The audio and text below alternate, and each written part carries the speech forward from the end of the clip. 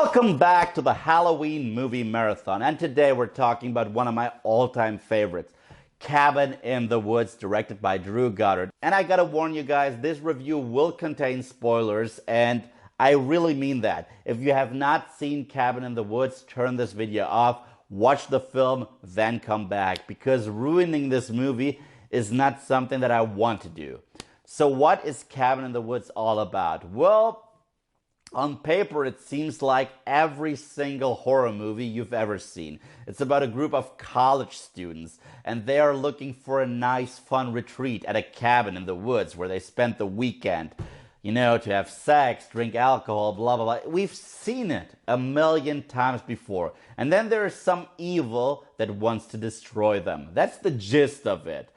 Turns out this movie is actually a dark satire on the entire horror genre. If you're a horror fan, you need to watch this film because every single trope, every single cliche is in there, yet it creates its very own mythology. Because right out the gate, we see this research facility where people are monitoring our group of college students. And by the way, all the actors are amazing. I don't know the lead girl's name. Is her name Jennifer Connolly? I don't know, but she is awesome. Then there's Topher from Dollhouse, another Whedon actor because Joss Whedon co-wrote the script.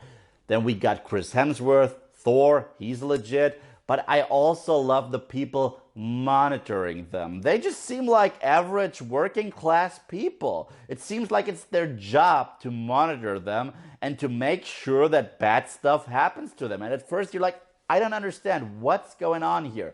Why do these people seem so friendly? And why is this their job? Like we have the dad from Step Brothers and we have the asshole from Billy Madison. Both of them have amazing chemistry. Both of them are hilarious. Like this movie is hilarious. Well, that's how it works. We also got Amy Acker, another Whedon actress.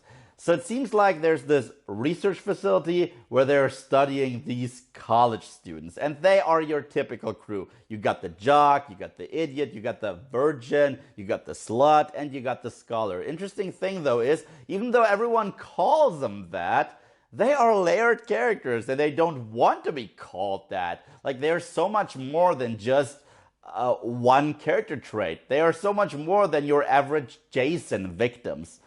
And they choose an object which summons a redneck zombie family that is hellbent on killing them off. We have a winner. It's the Buckners, ladies and gentlemen. The Buckners pull the W. And the people monitoring them are trying to make sure that they don't escape this scenario. They need them to die. And soon you realize that it's all part of a ritual. Turns out every single horror movie we've ever watched, whether it's The Ring, King Kong, a slasher film, a monster movie, a werewolf movie, all these victims that always die, they need to die because it's part of a ritual to please the evil gods. And if we don't sacrifice these people, they will destroy the earth.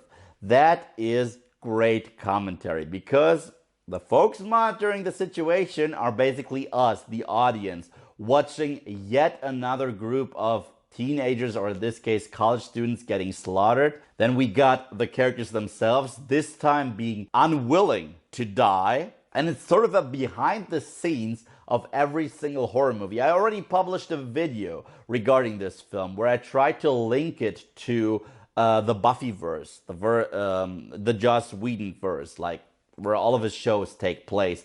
Buffy the Vampire Slayer, Angel, Firefly, you name it. This movie has it all. It has fun performances, it's funny as hell, it's gory as hell. Every single horror villain that you can think of, whether it's a creepy clown, a werewolf, a slasher killer, a monster, they're all in there.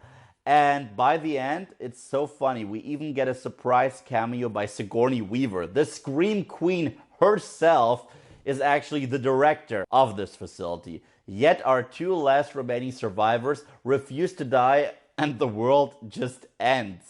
I love that. And I love the last line where they're all like, wait a second, I don't think he even has a cousin. Because they all went to that retreat because they thought it was Chris Hemsworth's cousin's place. Like, wait, he never had a cousin, so that's a great meta moment. I don't think Kurt even has a cousin.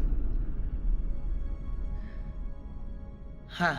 I love this movie with a passion. Everything about it works. It's your perfect party movie. If you're having a Halloween party, pop in this movie, you're gonna have a blast because Cabin in the Woods gets the gold medal. It's one of my all-time favorites. This is such a genius film. I watch it every year. It gets better with every single viewing. So Cabin in the Woods, do you love it as much as I do? Let me know in the comment section below. And thank you guys, as always, for watching. If you like what you see here and you want to see more, then just subscribe.